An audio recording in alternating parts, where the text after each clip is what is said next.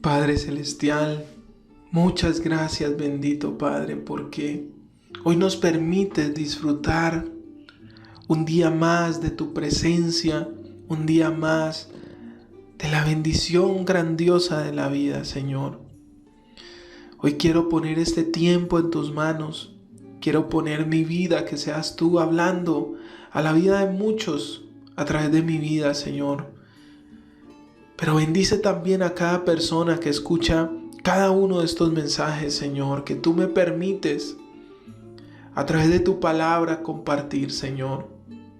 Que seas tú hablando a sus corazones, que seas tú transformando vidas, hogares y familias, Señor. Te pido, Padre Celestial, que tu palabra sea revelada, que tu palabra sea inspirada sobre cada uno de nosotros. Danos discernimiento, danos sabiduría del cielo para comprenderla. Que tu Espíritu Santo hoy sea ese intérprete, ese maestro que nos guíe a través de cada uno de los versículos que vamos a leer hoy y cada día de nuestra vida. Haznos dependientes de tu palabra. Aférranos a tu palabra, Señor. Y que tu palabra no vuelva a ti vacía, Padre Celestial. Te lo pido en el nombre poderoso de Jesús. Amén. Muchas bendiciones. Espero que te encuentres muy bien allí donde tú estás. Hoy vamos a tocar un tema bastante importante. Y es que hemos visto que últimamente Jesús ha venido demostrando a través del libro de Mateo, cuyo enfoque era mostrar la autoridad de Jesús como Rey, demostrarnos a Jesús como nuestro Rey, el Rey de nuestra vida, el Rey de los cielos, el Rey del reino de los cielos. Y hemos visto cómo Jesús tiene autoridad sobre las enfermedades, cómo Jesús tiene autoridad sobre la naturaleza y el tiempo, cómo Jesús tiene autoridad en el reino espiritual sobre los demonios. Hemos visto muchas manifestaciones del poder de Jesús y de la autoridad que Él tiene sobre cada uno de nosotros. Por eso es importante que hoy este versículo tú me acompañes a leerlo con esta claridad que te acabo de hacer. Y vamos a estudiarlo en la perspectiva, porque es que este versículo es bastante profundo. Este pasaje o este párrafo de la palabra es bastante profundo y lo vamos a analizar tanto en Lucas como en Marcos, que también lo registraron. Dice Mateo capítulo 9 del versículo 1 al 8, dice: entonces entrando Jesús en la barca, pasó al otro lado y vino a su ciudad. Y sucedió que le trajeron un paralítico tendido sobre una cama. Y al ver Jesús la fe de ellos, nótese, al ver Jesús la fe de ellos, dijo al paralítico: ten ánimo, hijo, tus pecados te son perdonados. Entonces algunos de los escribas decían dentro de sí: este blasfema. Y conociendo a Jesús los pensamientos de ellos, dijo: ¿por qué pensáis mal en vuestros corazones? Porque es más fácil decir los pecados te son perdonados o decir levántate y anda. Pues para que sepáis que el Hijo del Hombre tiene potestad en la tierra para perdonar pecados, dice entonces al paralítico: levántate, toma tu cama y vete a tu casa. Entonces él se levantó y se fue a su casa, y la gente al verlo se maravilló y glorificó a Dios, que había dado tal potestad a los hombres. ¿Saben, mis hermanos? Es impresionante ver cómo Jesús era perseguido por estos escribas y estos fariseos, que en vez de alegrarse y sorprenderse del poder de Dios y de la misericordia y la gracia de Dios manifestada a través de Jesús, lo perseguían para tratar de aprenderlo, tratar de encerrarlo. Por eso en este capítulo de Mateo 9, del versículo 2, quiero que analicemos este versículo. Dice: y sucedió que le trajeron un paralítico tendido sobre una cama. Y al ver Jesús la fe de ellos, dijo al paralítico: ten ánimo, hijo, tus pecados te son perdonados. Ahora leamos Marcos capítulo 2 del versículo 3 al 4. Dice: entonces vinieron a él unos trayendo un paralítico que era cargado por 4. Entonces, por eso en Mateo 9:2 dice que al ver Jesús la fe de ellos, o sea, se está refiriendo a estas 4 personas que traían a un paralítico en una cama, es decir, en una camilla. Y dice: y como no podían acercarse a él, a Jesús, a causa de la multitud, descubrieron el techo de donde estaba Jesús, y haciendo una abertura bajaron el lecho en que yacía el paralítico. Es tremendo, por eso Jesús se sorprendió de la fe de ellos. Marcos nos está contando los detalles que Mateo no nos está comentando. Así que esto nos hace ver la grandeza de la fe de estos 4, que yo diría grandes amigos. Porque sabes, hoy te digo un consejo de parte de Dios, y es que los verdaderos amigos, los amigos más valiosos que tú puedes tener en la vida y que te invito a que los busques, son aquellos que te llevan a los pies de Jesús. Aquellos que están dispuestos a hacer que tu vida se acerque más y más a Jesús. Así como estos hombres. ¿Por qué? Porque dice la palabra de Dios en Lucas y en Marcos, donde nos cuentan más detalles de esta historia, que como ustedes ya lo saben, a Jesús lo perseguía muchísima gente. Las multitudes, a donde llegaba Jesús, las multitudes se agolpaban. Y dice que Jesús estaba predicando en una casa, y que esa casa se llenó tanto que ni hasta la puerta se llenó. O sea, no había lugar para entrar. Y estos 4 amigos vieron la necesidad de su amigo paralítico. No se sabe por qué estaba en esta condición este hombre. Pero lo que sí se sabe es que cuando Jesús vio a este hombre, le dijo: ten ánimo. ¿Por qué le habrá dicho Jesús que tuviera ánimo? Porque la moral, el ánimo de este hombre estaba destrozada a causa de su enfermedad, de su dolor, de su vida tan triste y vacía que estaba llevando. Y esa misericordia, esa compasión, pero sobre todo la fe, fue la que movió a estos 4 amigos de este paralítico a hacer lo impensable. Se subieron al techo de esta casa donde estaba Jesús, rompieron el techo y lo bajaron de una manera sorprendente sobre este techo, arriesgando a que el techo se desfondara y se cayeran. No pensaron en los peligros, nada de esto. Ellos simplemente querían llevar a su amigo a los pies de aquel que podía cambiar su vida para siempre. Y a esto es lo que nos ha llamado el Señor, ¿sabes? Hacer este tipo de amigos. ¿Cuántos amigos tú tienes? ¿Cuántos familiares tú tienes? ¿Cuántos vecinos tú tienes que están alejados de Jesús? Y que tú sabes la situación por la que están pasando. Y ellos necesitan estar a los pies de Jesús para que sus vidas sean transformadas. Jesús nos invita a través de esta reflexión de hoy a ser este tipo de amigos, pero también a rodearnos de este tipo de amigos, amigos que amen a Dios, que busquen a Dios, y que cuando estemos quizás en momentos de debilidad, estos amigos intercedan por nosotros, están dispuestos a esforzarse por nosotros, porque esto fue un esfuerzo que estos 4 amigos hicieron. Porque si tú has tenido la oportunidad de ayudar a cargar a una persona que no tiene la capacidad de moverse por sí mismo, estas personas pesan a veces hasta el doble o el triple de lo que pesaría una persona que sí puede movilizarse. Lo que requería un esfuerzo en estos 4 hombres, y más aún cuando su deseo era bajarlo por el techo.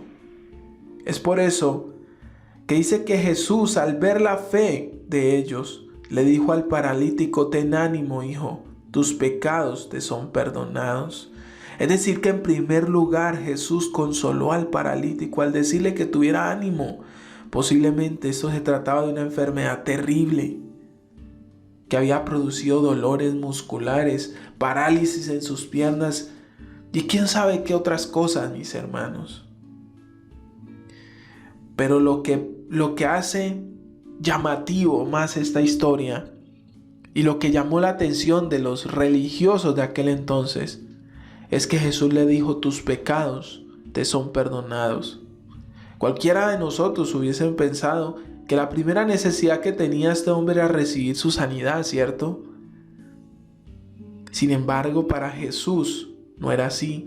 Lo primero que el hombre necesitaba recibir era el perdón de sus pecados, y por eso les decía ahora que esta era una demostración de la autoridad de Jesús para perdonar pecados. Por eso Mateo 9:3 dice: entonces algunos de los escribas decían dentro de sí: este blasfema, este está blasfemando, está mintiendo.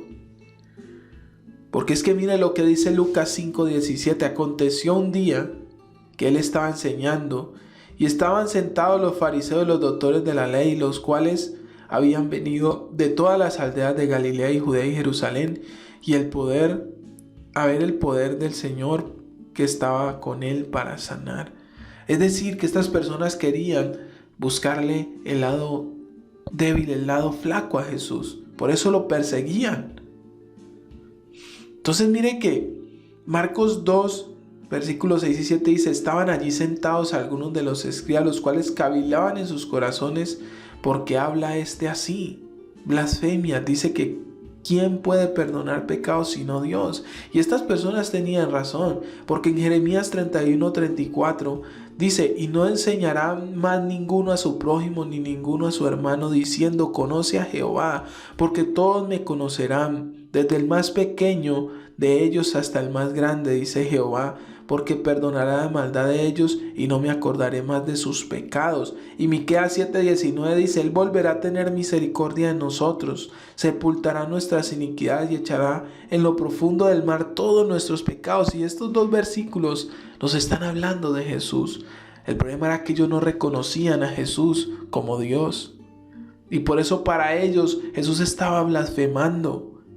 Su religiosidad no les permitía ver que ante sus ojos estaba el Hijo de Dios, pero tampoco su religiosidad les permitía alegrarse del bien que Jesucristo le estaba haciendo a las personas. Los versículos 4 y 8 de Mateo 9 dice: y aconteció que Jesús, conociendo Jesús los pensamientos de ellos, dijo: ¿por qué pensáis mal en vuestros corazones? Porque ¿qué es más fácil decir: los pecados te son perdonados, o decir: levántate y anda? Pues para que sepáis que el Hijo del Hombre tiene potestad en la tierra, es decir, autoridad en la tierra para perdonar pecados.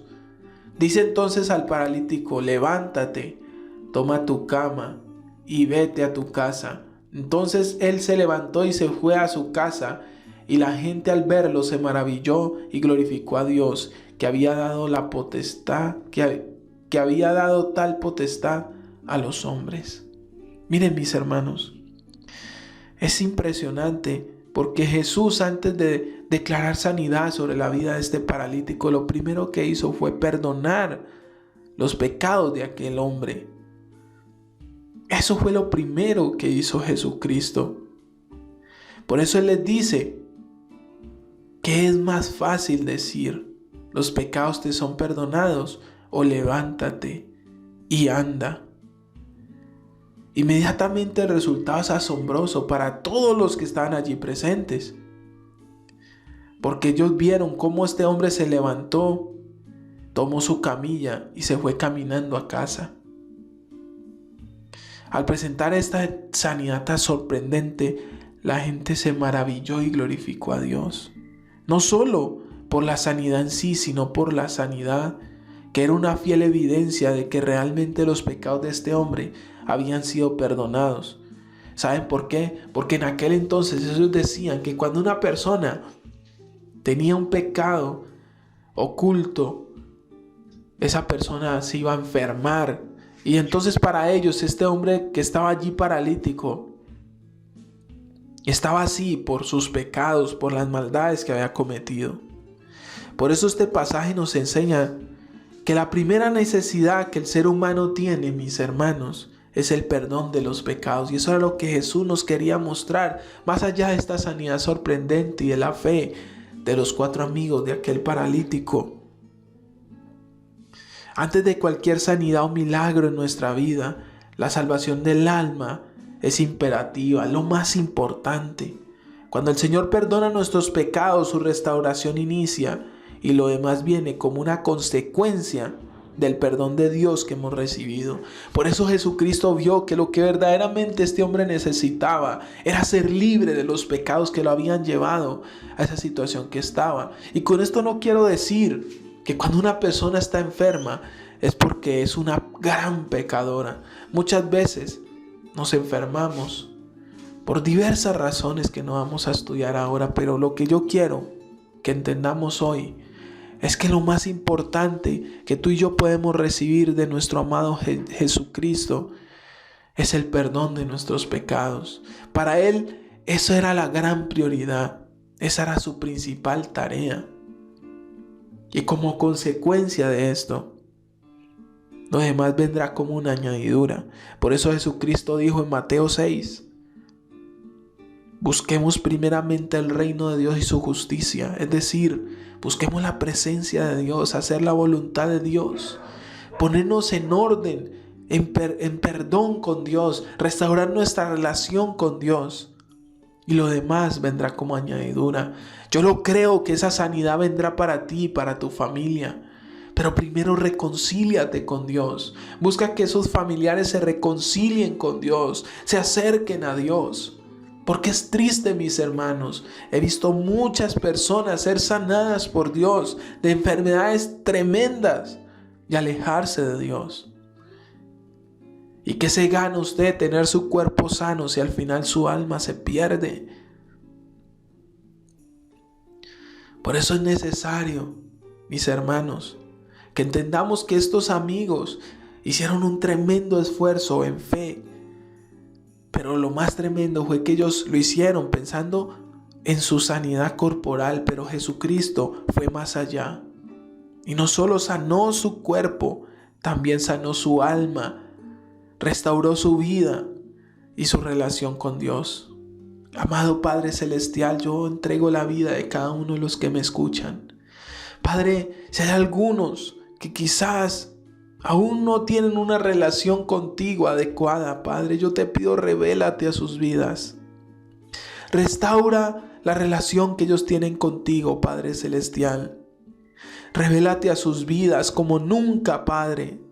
Restaura esa comunión contigo, Papito Dios. Perdona sus pecados, así como tú me perdonaste a mí, amado Jesús. Hoy reconocemos, dile: Señor, y reconozco, Jesús, que tú tienes autoridad para perdonar mis pecados y librarme de toda maldad. Dile: Señor Jesús, perdona mis pecados, perdona mi maldad, restaura mi vida por completo, restaura mi familia, perdona los pecados de mi familia. Dile: Señor, hoy como quizás esos 4 amigos, hoy quiero poner mi familia delante de ti. Y hoy, Padre Celestial, como estos 4 amigos llenos de fe, yo pongo la vida de cada persona que me escucha. Hoy los pongo delante de ti, Papito Dios. Hoy los coloco a tus pies como ellos pusieron al paralítico delante de ti. Y yo te pido, Señor, perdona sus pecados, Padre Celestial. Perdona sus vidas, Papito Dios. Restaura su cuerpo, su alma, sana su corazón, sana su cuerpo, Padre. Porque tú tienes autoridad para perdonar pecados, pero también para sanar y liberar.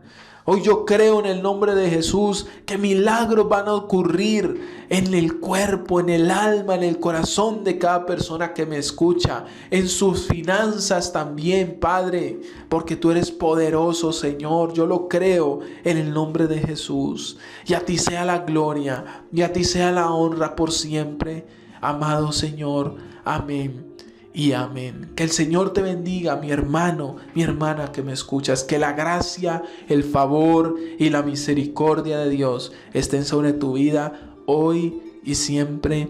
Amén.